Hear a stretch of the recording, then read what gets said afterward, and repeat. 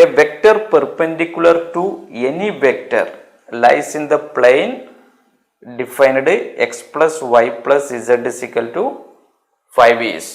Alright. So vector perpendicular means normal vector.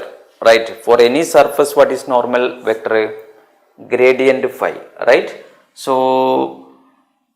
vector perpendicular to any surface is gradient phi. What is gradient phi? I cap dou by dou x plus j cap dou by dou y plus k cap dou by dou z, and this is phi. Phi is x plus y plus z minus 5, right? So that is 1 I cap plus 1 j cap plus with respect to x we do y z 5 all are constant, x differentiation alone 1. With respect to y you do y only doing 1, remaining all constant 0.